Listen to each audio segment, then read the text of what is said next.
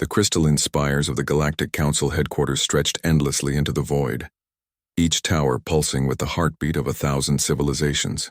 Ambassador David Kane stood at the observation deck of the human transport ship, watching as their vessel approached the massive station that served as the nerve center of galactic government.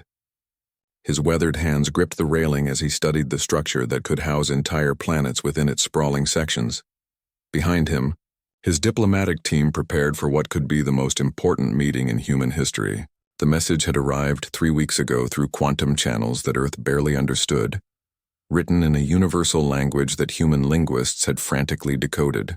The Galactic Council demanded an immediate audience with representatives of humanity to address violations of cosmic law and threats to galactic stability. Kane had been Earth's first choice for this mission, not because of his diplomatic experience, but because of his background in military strategy. The 50-year-old former general possessed a sharp mind that could analyze threats and opportunities with equal precision.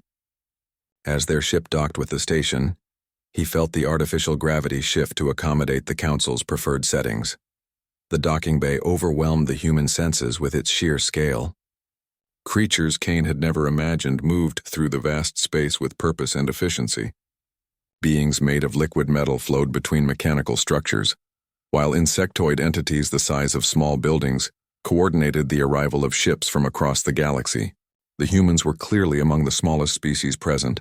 A delegation of 4 aliens approached their landing platform. The leader appeared to be a tall, elegant being with crystalline skin that refracted light into prismatic patterns.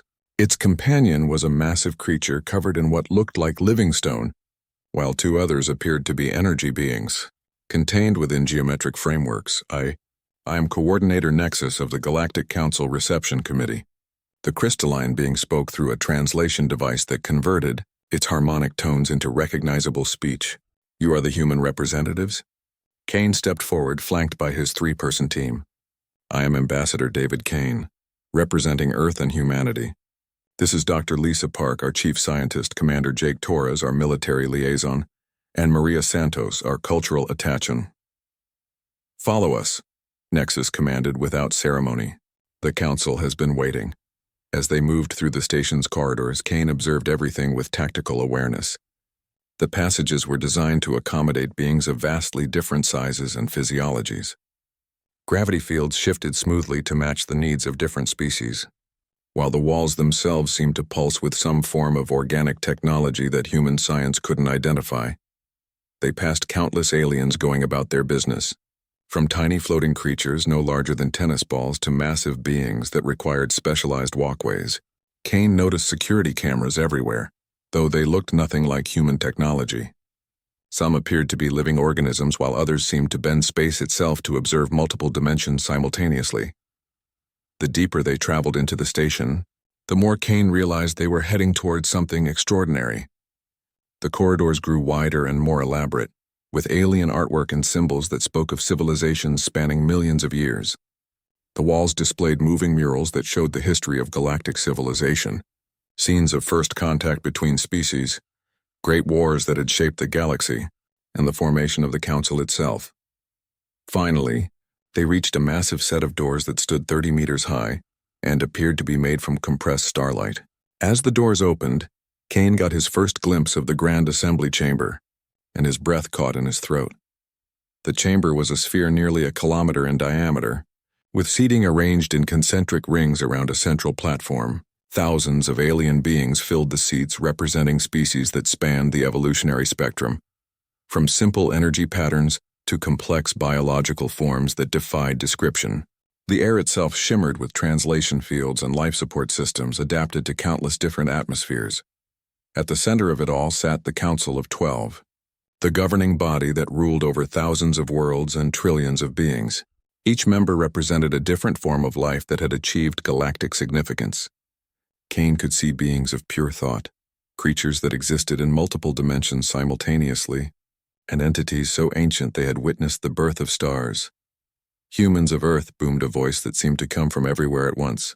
You stand accused of developing weapons capable of ending all life in the galaxy. How do you answer these charges? Kane felt the weight of countless alien gazes upon him as he stepped onto the central platform. His team remained behind as he faced the assembled might of galactic civilization alone. The platform beneath his feet was transparent, giving the unsettling impression that he was floating in space surrounded by an ocean of alien judgment. "Honored Council," Kane began, his voice amplified by systems he couldn't understand.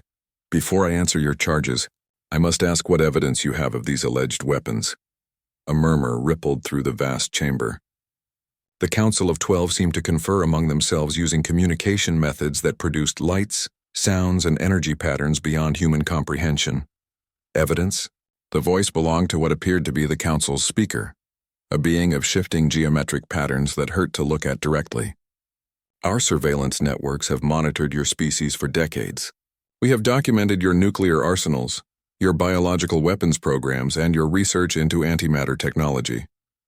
Kane nodded slowly, a slight smile playing at the corners of his mouth. "I see. And based on this surveillance, you've concluded that humanity poses a threat to galactic civilization? Your species has the capability to sterilize entire star systems," another council member interjected, this one appearing as a column of living flame. "Your weapons could end billions of lives across dozens of worlds." "That's true," Kane admitted, causing another ripple of unease through the assembly. "We do possess such weapons, but I find it curious that after decades of surveillance, you've never asked yourselves a simple question." The chamber fell silent except for the ambient hum of life support systems maintaining thousands of different atmospheric requirements. "What question is that?" the geometric speaker demanded. Kane's smile widened as he looked up at the assembled representatives of galactic civilization. "If those are the weapons we use on each other during our internal conflicts, what do you think we've prepared for external threats?" The silence that followed was deafening. Kane could see confusion and growing concern on the faces of aliens whose expressions he could interpret. The Council of 12 seemed frozen, as if processing implications they had never considered. "You see," Kane continued, his voice carrying easily through the vast space, "you've been watching humanity for decades, cataloging our capabilities, documenting our conflicts, but you've made a fundamental error in your analysis." "Explain," the speaker commanded, its geometric patterns shifting more rapidly. "You assumed that what you could see was everything we had to offer. You watched our public conflicts and mistook them for the limits of our abilities. You observed our declared weapons and thought you understood our true capacity." Kane paused, letting his words sink in before delivering the line that would change everything. "But here's what your surveillance never detected. Those weapons you've cataloged, those arsenals you've documented, those capabilities you fear, they represent less than 1% of humanity's actual military potential. Everything you've seen is what we use when we're trying not to hurt each other too badly." The chamber erupted in chaos as the implications of Kane's words spread through the assembly like wildfire. Aliens that had never shown fear began displaying clear signs of alarm. The Council of 12 engaged in rapid communication that created a light show visible throughout the sphere. Kane stood calmly at the center of it all, waiting for order to return. When it finally did, the geometric speaker's patterns had shifted to configurations that the translation systems interpreted as deep concern. "You claim to possess weapons beyond what our surveillance has detected?" "I don't claim anything," Kane replied. "I'm simply pointing out the flaw in your intelligence gathering. You've been watching us fight each other with what amounts to training equipment, and you've mistaken it for our actual arsenal." The implications were staggering. If humanity possessed weapons beyond what the Council had detected, weapons powerful enough to make their known arsenals look like children's toys, then every calculation about human capabilities would need to be reconsidered. "Prove it," demanded the flame being. Kane's smile became genuinely warm. "Oh, I don't think that would be wise. You see, the reason you've never detected our real weapons is because we've never needed to deploy them, and honestly, we'd prefer to keep it that way." The chamber fell silent again as thousands of alien minds grappled with a terrifying new reality. Humanity, the species they had dismissed as primitive and dangerous, might actually be the most powerful military force in the galaxy, and they had just accused these humans of war crimes. The tension in the Grand Assembly chamber had become suffocating as thousands of alien beings processed the implications of Ambassador Kane's revelation. The Council of 12 engaged in rapid communication, using methods that created cascading patterns of light and energy across the chamber's curved walls. Kane stood motionless on the central platform, appearing completely relaxed despite being surrounded by the most powerful beings in the galaxy. "You speak in riddles. Human," the geometric speaker finally declared, its patterns now forming sharp, aggressive angles. "If you possess such capabilities, why have you never demonstrated them?" Kane clasped his hands behind his back, a gesture that seemed almost casual in the face of galactic authority. "Because demonstration would require deployment, and deployment would require targets. Are you volunteering?" A wave of alarm spread through the assembly. Several smaller species began evacuating their sections entirely, while others activated personal defensive systems that created shimmering barriers around their seating areas. The very air seemed to vibrate with fear. "This is a threat," accused the flame being, its column of fire flaring brighter. "You threaten the Council itself." "No," Kane replied calmly. "I'm explaining why you've never seen our real weapons. We don't use them because we don't need to. Everything we've accomplished in our conflicts with each other has been done with what we consider non-lethal crowd control equipment." Dr. Lisa Park stepped forward from the human delegation, her scientific credentials having been transmitted to the Council prior to the meeting. "Honored Council, perhaps I can clarify the technological aspects of what Ambassador Kane is explaining." The crystalline coordinator Nexus gestured for her to speak. Park activated a small device that projected holographic displays visible throughout the chamber. "Our surveillance of your surveillance network began approximately 30 years ago," Park announced, causing another ripple of shock through the assembly. "We've been aware of your monitoring for quite some time, and we've used that awareness to manage what information you receive." The holographic display showed technical specifications for human weapon systems that the Council had cataloged over the decades. Nuclear missiles, biological agents, conventional explosives, all laid out in precise detail. "These weapons you've documented represent our Museum of Historical Warfare," Park continued. "We maintain them for research purposes and to remember the mistakes of our past. The nuclear weapons you fear so much? We stopped considering them viable military options about 50 years ago." "Impossible," declared a new voice from the Council, belonging to a being that appeared to be made of crystallized time itself. "Our analysis shows these weapons could devastate planetary surfaces." "Oh, they absolutely could," Park agreed cheerfully. "But planetary surface devastation is rather counterproductive when your actual military doctrine is based on precision. Why destroy a world when you can simply remove the specific problem elements and leave everything else intact?" The holographic display shifted to show new images. Weapon systems that looked nothing like anything in the Council's databases. Energy weapons that could target individual molecules. Defensive systems that manipulated space-time itself. And propulsion technologies that appeared to ignore several fundamental laws of physics. "These are the tools we actually use," Park explained. "Though use might be too strong a word, most of them have never been deployed in actual combat because our conflicts rarely require that level of response." Commander Torres stepped forward next, his military bearing evident even to alien observers. "The Council seems to be operating under the assumption that our species' capacity for internal conflict indicates weakness. This is a fundamental misunderstanding of human nature." "Explain," demanded the geometric speaker. "We fight each other because we can afford to. When humans engage in warfare against other humans, we have the luxury of using limited weapons because we know our opponents are similarly limited. We can have conventional wars because both sides understand the boundaries." Torres paused, letting his words sink in before continuing. "But when facing external threats, those boundaries disappear. What you've interpreted as our normal military capacity is actually us pulling our punches. Heavily." The flame being flickered with what the translation systems indicated was growing anxiety. "You claim your species has been deliberately concealing your true capabilities from galactic observation?"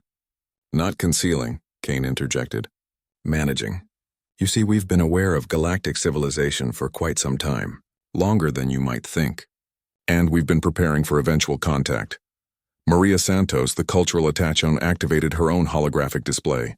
This one showed Earth from space, but not as the Council had ever seen it. Hidden installations became visible, camouflage structures that blended seamlessly with the planet's natural features, and orbital platforms that had been invisible to galactic sensors. "We've been watching you watch us," Santos explained. "Every probe you sent, every surveillance satellite, every data collection mission. We documented all of it, and used that information to control what you learned about us. The chamber erupted in alarmed chatter as species throughout the assembly realized the implications. If humanity had detected and countered galactic surveillance without the Council's knowledge, what else had they accomplished in secret? This is why you've never seen our actual military capabilities, Kane continued. We've been very careful to ensure that any conflict we engaged in publicly was conducted using weapons and tactics that would fit your preconceptions about our technological level. The crystalline coordinator nexus's light patterns shifted to what appeared to be deep concern. You deliberately stage conflicts to mislead our intelligence gathering? Some of them, Kane admitted. Others were genuine disputes that we chose to resolve using historical methods rather than modern ones. It's actually quite educational to occasionally fight wars using outdated equipment. Keeps us sharp and maintains our connection to our military heritage. Dr. Park's display shifted again, showing comparative analyses between human weapons and those used by various Council species. The comparison was deeply unsettling for the assembled aliens. Your most advanced antimatter weapons produce energy outputs equivalent to our standard infantry sidearms, Park noted conversationally. Your planetary defense systems would be considered light personal armor by our military standards.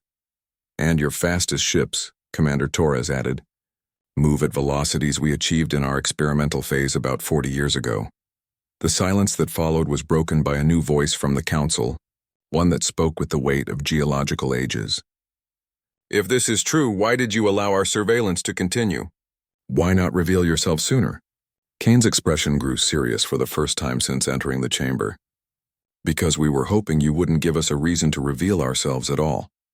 We don't want to be the dominant military power in the galaxy, Santos explained. We don't want to rule over other species or impose our will on galactic civilization. We simply want to exist peacefully alongside our neighbors. But, Kane continued, his voice carrying a subtle edge, we also won't allow ourselves to be judged and condemned by civilizations that don't understand the first thing about our actual capabilities or intentions. The geometric speaker's patterns had become increasingly erratic. What are you saying? I'm saying that if the Council wishes to pursue these charges of galactic terrorism based on outdated intelligence and flawed assumptions, you might want to reconsider your approach.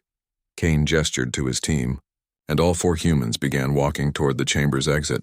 We came here in good faith to address your concerns. We've explained that your surveillance has fundamentally misunderstood both our capabilities and our intentions. If you choose to proceed with hostile actions based on incomplete information, the consequences will be entirely your responsibility. As the humans reached the massive doors, Kane turned back to address the assembly one final time. The weapons you fear represent our past. The weapons you can't detect represent our present. And the weapons you can't even imagine represent our future. Choose wisely which version of humanity you'd prefer to deal with. The doors closed behind the human delegation, leaving the Grand Assembly Chamber in chaos as thousands of alien species grappled with the terrifying possibility that they had just threatened the most dangerous military force in galactic history. In Isati, the sudden silence that followed, the Council of 12 faced an unprecedented decision that would determine the fate of galactic civilization itself. The emergency session of the Galactic Council convened 6 hours after the human delegation's departure, with representatives from every major species crowded into secure communication chambers across the galaxy. The Grand Assembly Chamber had been temporarily sealed while security forces conducted sweeps for any technology the humans might have left behind. Chancellor Prime Valdris, leader of the ancient ethereal collective, materialized as a column of shifting light at the center of the Council of 12. His species had guided galactic civilization for over 1,000,000 years, and his words carried the weight of accumulated wisdom from countless generations. The situation has exceeded all our projections, Valdris announced, his communication rippling through dimensional space to reach every council member simultaneously. We must determine how to proceed with a species that claims capabilities far beyond our understanding. The geometric speaker, identified as Architect Magnus of the Construct Union, displayed increasingly agitated patterns, claims being the operative term. They could be bluffing, species attempting to intimidate. Superior forces through deception is not unprecedented. Analysis of their technological demonstrations suggests otherwise. countered the flame, being known as Pyre Lord Kessian. The holographic projections they displayed showed weapon configurations that our best scientists cannot explain. If these are fabrications, they represent impossibly sophisticated ones. In the depths of the station, Security Director Thane reviewed surveillance footage from the human delegation's visit. His species, the armored titans of Corax Prime, had evolved for warfare and possessed an instinctive understanding of military threat assessment. What he was seeing in the recordings deeply disturbed him. The humans showed no physiological stress responses during the confrontation. Thane reported to the emergency assembly. Heart rates remained stable, adrenaline levels showed no elevation, and their neural activity patterns indicated complete confidence in their position. Either they are masters of biological control beyond anything we've encountered, or they genuinely felt no threat from our combined forces. The council chamber erupted in discussions conducted through various forms of communication that created a symphony of lights, sounds, and energy patterns. Representatives from warrior species argued for immediate military action, while more cautious civilizations advocated for further investigation. Meanwhile, aboard the human transport ship now stationed at the edge of council space, Ambassador Kane sat in the communications center, reviewing real-time intelligence feeds. The ship's advanced sensors were monitoring every conversation, every signal, and every decision being made within the council headquarters.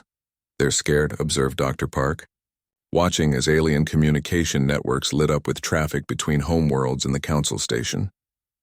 "But they're also considering military action. The warrior species are pushing for a preemptive strike." Commander Torres studied tactical displays showing the positions of council fleets throughout the local sector. Standard deployment pattern for a species preparing for conflict. They're positioning forces to block our escape routes while building up assault capacity. Kane nodded thoughtfully. Expected response. They can't ignore the implications of what we've told them, but they also can't simply accept it without verification. They need to test our claims. "Are we going to let them?" asked Santos. "Oh yes," Kane replied with a slight smile. "But we're going to control how that test proceeds." Back in the council chambers, the debate had reached critical intensity. Species that had coexisted peacefully for millennia were now arguing over how to respond to an unprecedented threat. The delicate balance of galactic civilization was beginning to fracture. "We cannot allow a single species to hold the entire galaxy hostage," declared General Torax of the Hegemony War Council, his massive form bristling with natural armor that had evolved for combat. "If the humans possess these weapons, they must be brought under council control or eliminated entirely." "And if we attack them and discover their claims are accurate?" asked Ambassador Lyrian of the Peaceful Protectorates. "We could be starting a war we cannot possibly win."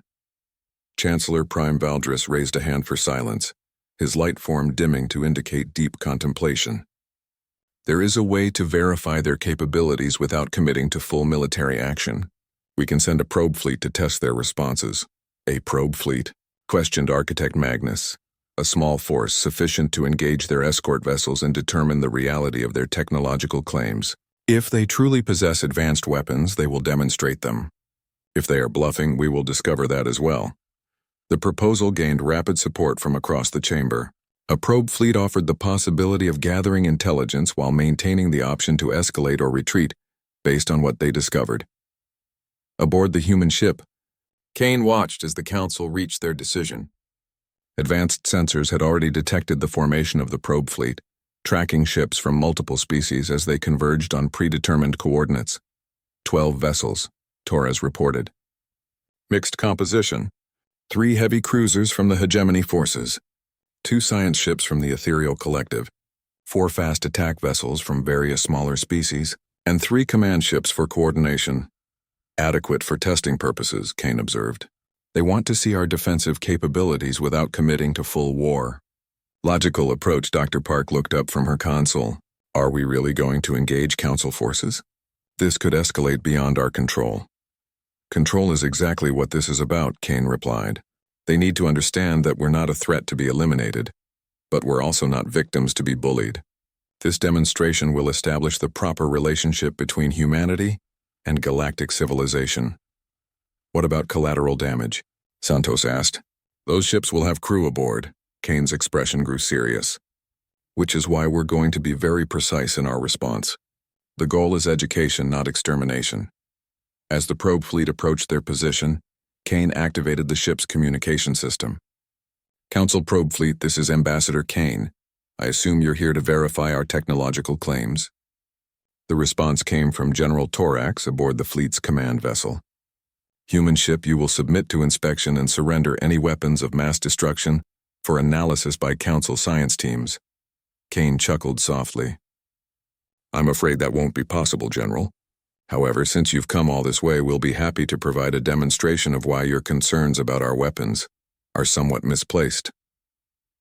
You are outnumbered 12-1, Torax declared.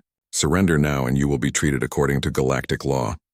General, Kane replied patiently, you're thinking about this situation incorrectly. You're not outnumbering us 12-1.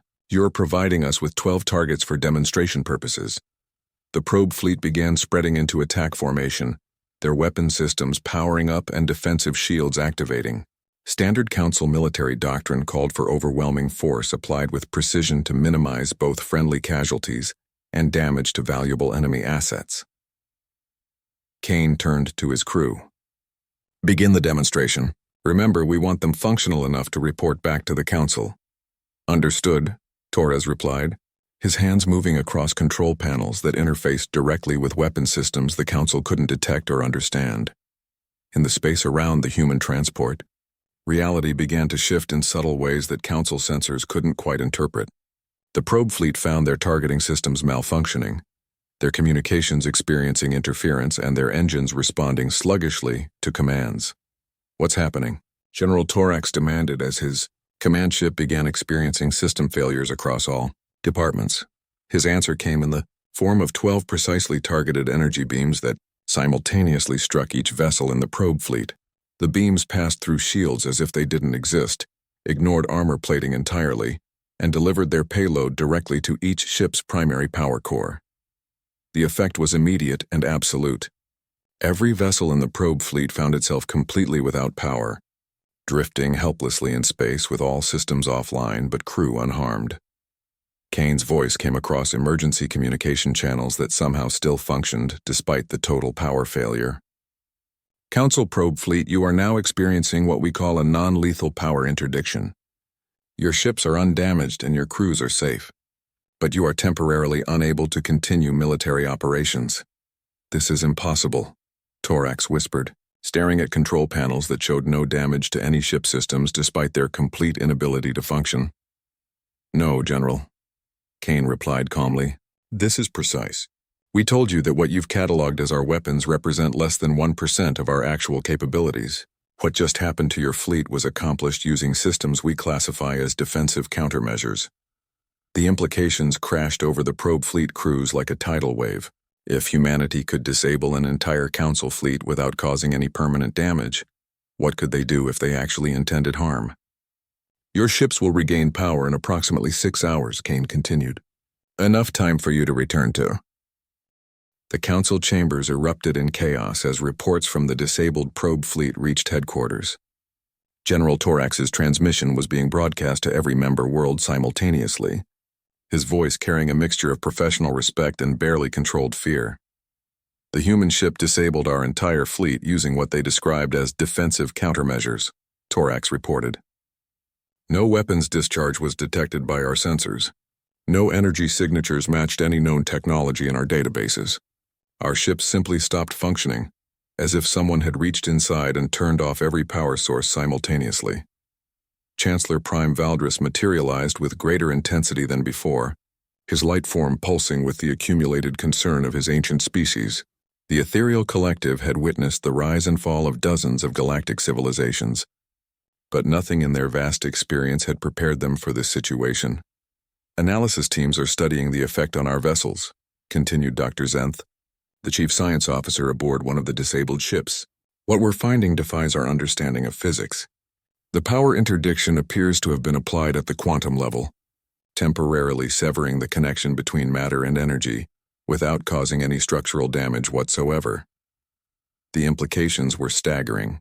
If humanity could manipulate quantum interactions with such precision that they could disable technology without damaging it, They possessed mastery over fundamental forces that the Council had barely begun to comprehend. Architect Magnus of the Construct Union displayed geometric patterns that translated as deep analytical confusion. Our most advanced theoretical models suggest such precision would require computational power, exceeding the combined processing capacity of all Council worlds. Unless, interrupted Chancellor Valdris, they are using computational methods we have not discovered. In the secure communication networks connecting the galaxy's major powers, emergency sessions were being called as species leaders grappled with the reality of humanity's demonstrated capabilities. The warrior hegemony, which had built its reputation on military superiority, found itself facing the possibility that their entire fleet could be disabled without a shot being fired. Ambassador Kane, now aboard a human vessel that had appeared seemingly from nowhere to retrieve the diplomatic team, watched the galactic reaction unfold through monitoring systems that tracked communication patterns across Council space. "They're trying to understand how we did it," observed Dr. Park, reviewing intercepted scientific discussions between Council research teams. "Their best physicists are completely baffled." "Good," Kane replied. "Understanding leads to adaptation, and adaptation leads to arms races. We want them focused on cooperation, not trying to match our capabilities." Commander Torres studied tactical displays showing the movement of fleets throughout Council space. Multiple species are repositioning their forces. Some are pulling back to defensive positions around their homeworlds. Others are consolidating for what looks like preparation for major military action. "Predictable responses," Kane noted. "Fear makes some species retreat while it makes others more aggressive. The question is which tendency will dominate their collective decision-making." Maria, Santos reviewed cultural analysis, reports compiled by human xenologist teams who had been studying galactic civilization for decades. The species advocating for military action are those whose entire identity is built around their warrior traditions. They can't conceptualize backing down from a fight because their culture doesn't provide them with frameworks for strategic retreat. "And the peaceful species?" Kane asked. "They're terrified that any action will trigger a conflict that could destroy galactic civilization entirely. They're pushing for complete capitulation to whatever terms humanity might demand." Kane sighed deeply. "Neither response is what we actually want. We don't want to rule the galaxy and we don't want to destroy it. We just want to be left alone to develop naturally, while maintaining peaceful relations with our neighbors."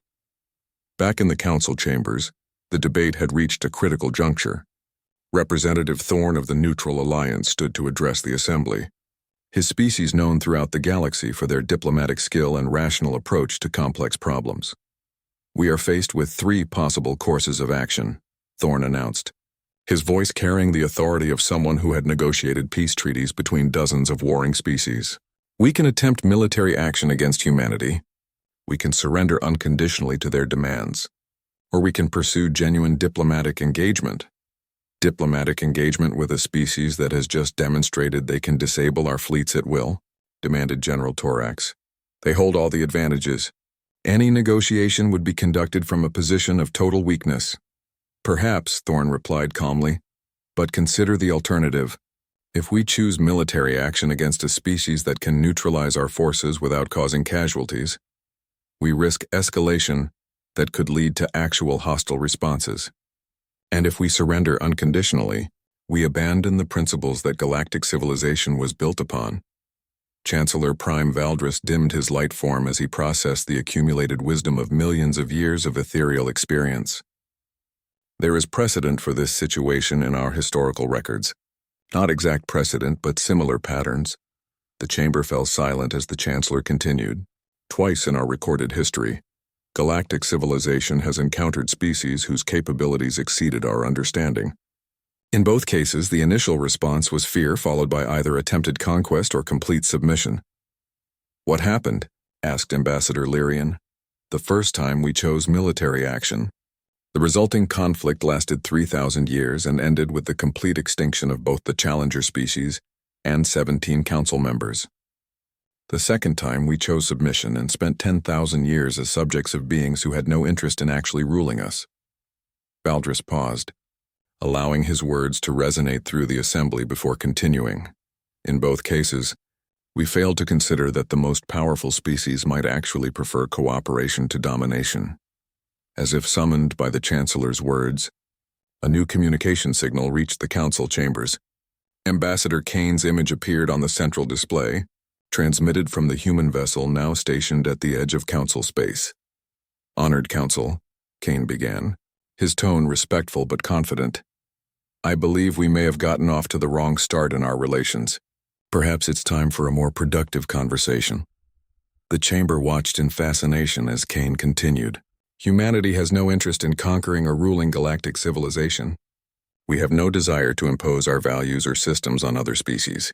What we want is remarkably simple: recognition of our sovereignty, establishment of mutually beneficial trade relationships, and the opportunity to contribute to galactic civilization as equals." Equals? The question came from Architect Magnus. "You have demonstrated capabilities that exceed anything in our experience. How can there be equality in such circumstances?" Kane smiled genuinely for the first time since the crisis began. "Because power without purpose is meaningless. Yes, we possess advanced military capabilities, but we also possess something else: the wisdom to understand that true strength comes from building something worthwhile, not from destroying what others have built." "What are you proposing?" asked Chancellor Valdris. "A partnership," Kane replied. "Humanity brings technological innovations and defensive capabilities to the Council. In exchange, we gain access to the accumulated knowledge and cultural diversity of galactic civilization. Everyone benefits and no one has to live in fear." The proposition was so simple, so logical, that it caught the assembled representatives completely off guard. After hours of debate about military responses and strategic surrender, the humans were simply asking to be treated as valuable allies, rather than threats to be eliminated. "You would share your technologies with the Council?" asked Dr. Zenth from the probe fleet. "Selected technologies that would benefit galactic civilization without destabilizing the balance of power," Kane confirmed. "Medical advances, energy systems, manufacturing techniques. Things that improve quality of life rather than destructive capability." General Torax leaned forward in his command chair. "And in exchange?" "We want what every species wants," Kane replied. "The right to exist freely, to develop our civilization according to our own values, and to build relationships with neighbors who respect us as we respect them." The chamber fell silent as representatives considered this unprecedented offer.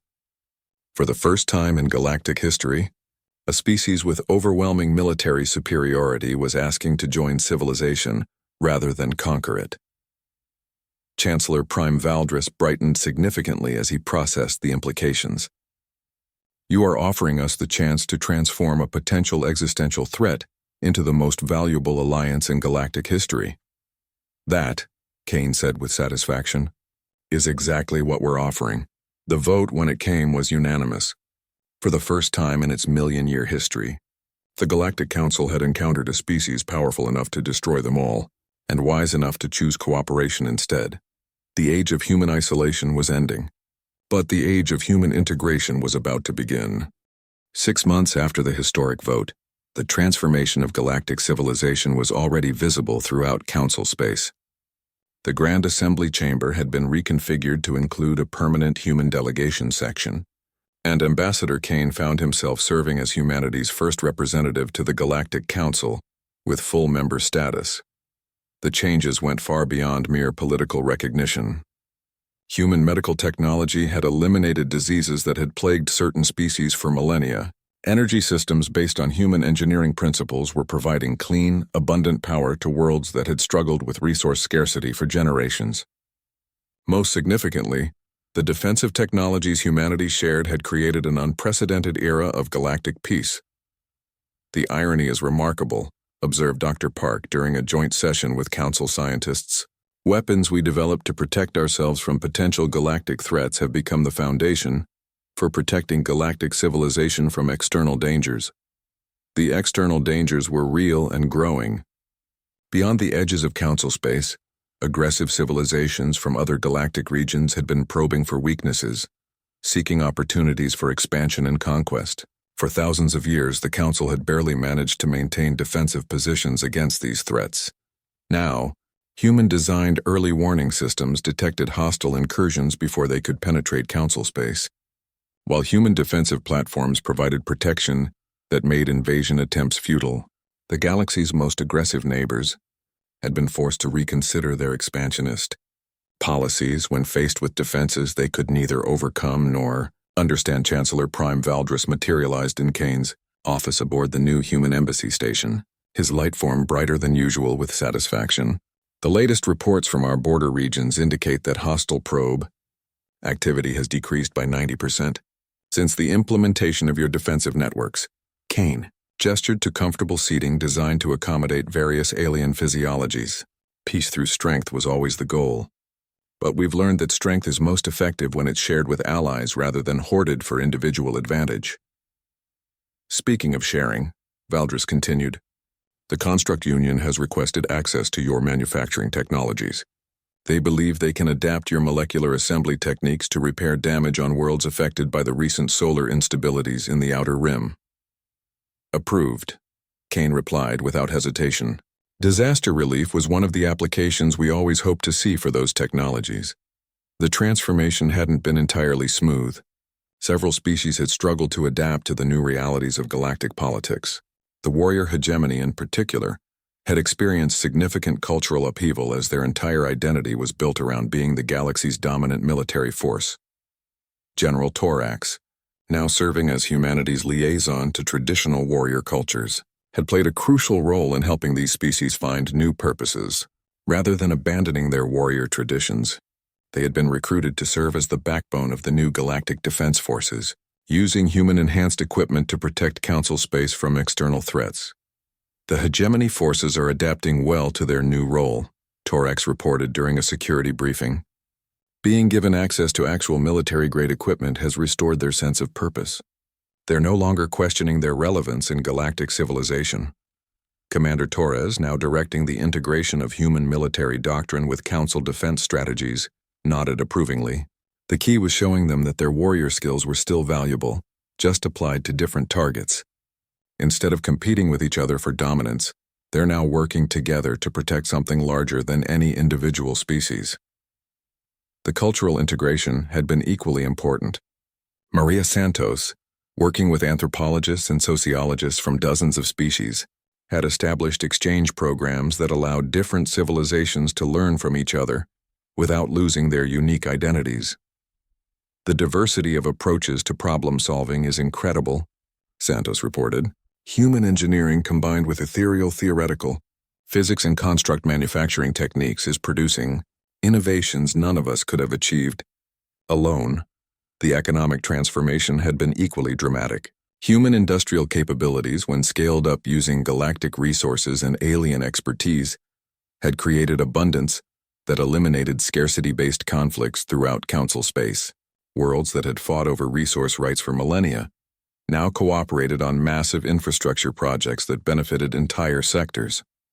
Dr. Zenth, now heading the Joint Human Council Research Initiative, presented findings that would have been impossible without the collaboration. We've solved the energy crisis that has limited galactic development for hundreds of thousands of years.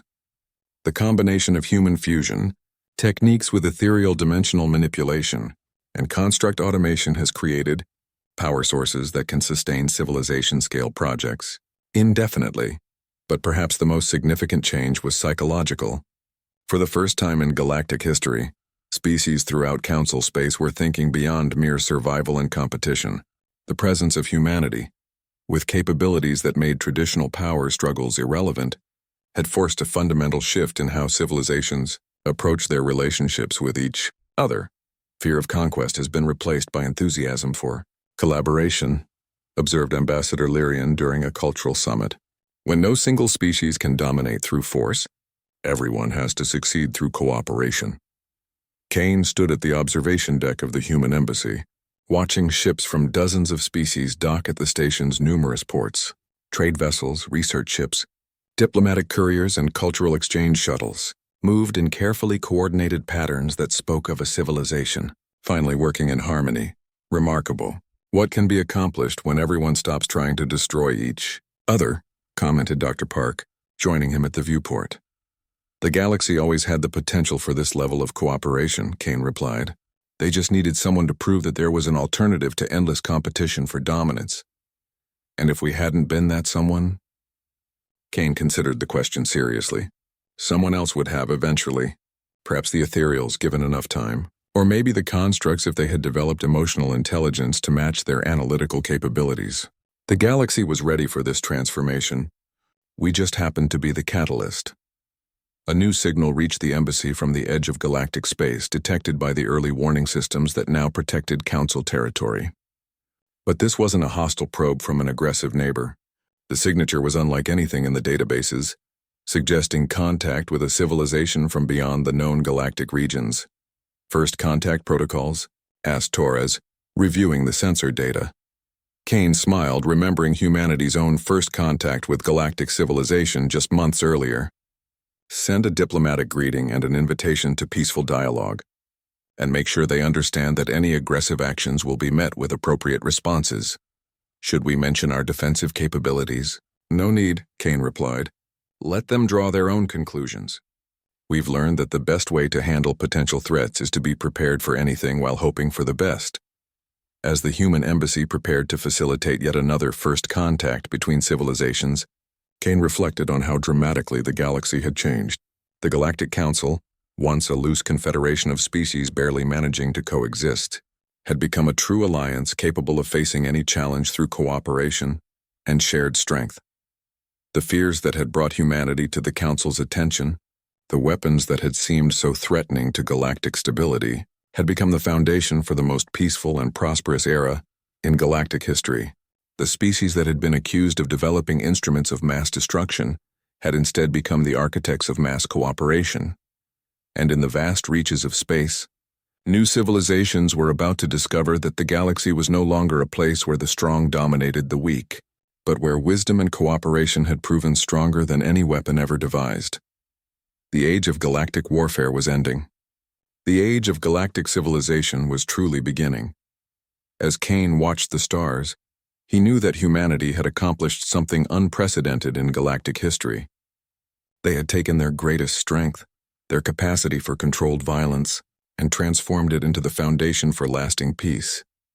The aliens had declared war on humanity, fearing their weapons and their potential for destruction. Humanity had responded with something far more powerful than any weapon: the offer of partnership, backed by the strength to make that partnership work. In the end, the Masterclass Annihilation had been the complete destruction of the old galactic order, replaced by something infinitely better, a civilization where every species could thrive, protected by strength too great to challenge and wisdom too valuable to ignore. The galaxy would never be the same, and that was exactly what everyone had been hoping for, even if they hadn't realized it at the time.